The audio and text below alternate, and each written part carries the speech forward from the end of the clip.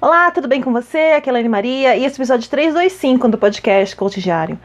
E hoje a gente vai continuar conversando com a Olivia e falando sobre um termo, que em finanças a gente chama de DNA financeiro, que é entender um pouco mais da nossa história em relação às finanças. E ela vai falar sobre o ponto de vista da gestação, que é algo que talvez a gente nunca tenha pensado que se relaciona diretamente com os problemas, e principalmente se a gente não consegue começar a resolver, né? Então, com vocês, Olivia Tani. Então, Olivia, continuando aqui o nosso bate-papo sobre florais e finanças, eu queria te fazer uma pergunta, que acho que é muito importante para as pessoas refletirem sobre isso na vida delas, né? Um problema financeiro, né? Uma situação que a pessoa tem hoje, às vezes, por exemplo, compulsão por compras, né? Dificuldade de observar o que acontece na vida dela, às vezes ela não consegue controlar o cartão. Isso pode ser um problema de origem emocional? Sim, Elaine, com toda a certeza, o emocional influencia demais na relação com o dinheiro. Então, como eu tinha falado antes, as nossas crenças, né, a respeito de dinheiro, de prosperidade, de sucesso profissional, está muito relacionado ao que nossos pais viviam enquanto nós éramos gerados. Então, o que é importante observar? Qual é a sua história de vida? Quando os seus pais, né, engravidaram de você, quantos filhos esse casal já tinha? Talvez já tinha mais filhos, talvez você foi o primeiro, talvez você é filho de uma mãe solteira, né? Então, existem N situações.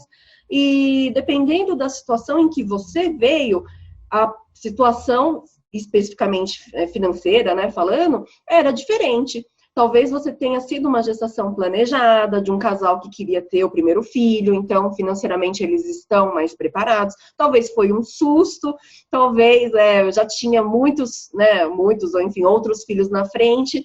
Então, veja qual é a sua história e se você puder pesquisar, né, com seus pais, como era a situação financeira quando eles estavam grávidos de você, vai te ajudar a entender quais são as suas crenças a respeito de dinheiro. Porque se por acaso, né, na sua gestação, com a sua vinda, a questão financeira foi uma dificuldade, você, enquanto bebê, viu seus pais passando dificuldade, às vezes reclamando da falta de dinheiro ou falando que você veio causar um transtorno financeiro.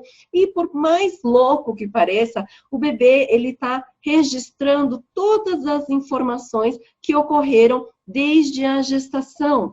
Então, por mais que você possa, de repente, não acreditar que os bebês estão cientes, eu posso te garantir que essa é a minha área de especialização, que os bebês, desde a concepção, têm consciência de tudo o que está acontecendo. Então, é na barriga da mãe que o bebê aprende a respeito de casamento, como é o relacionamento de um pai, como é de uma mãe, como é a questão com o dinheiro, com o trabalho. Então, só para dar um exemplo, se o casal, né, ao descobrir a gravidez, fala assim, meu Deus, como a gente vai fazer para sustentar mais um? Esse bebê ele pode entender que o dinheiro traz infelicidade, problema no casal, briga, separação, discussão.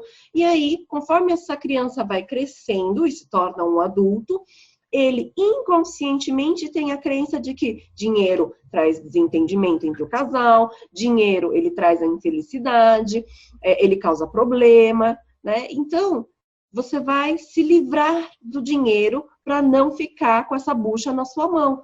Então, por mais que você pense, não, mas eu quero ter muito dinheiro na minha vida, mas o seu inconsciente te ajuda a te sabotar, tanto é que você quer, mas não consegue. Então, como que o racional, né, da gente justifica? É porque eu não tenho organização, é porque eu não resisto a uma promoção, é porque eu estava tanto precisando daquilo lá, eu preciso tanto, né? E você vai criando justificativas para que essa forma, né, inconsciente de se livrar do dinheiro faça algum sentido para você. Quando, na verdade, você está sendo movida por uma crença, por um registro de que fique longe de dinheiro, porque isso vai trazer separação, brigas, desentendimentos para sua vida.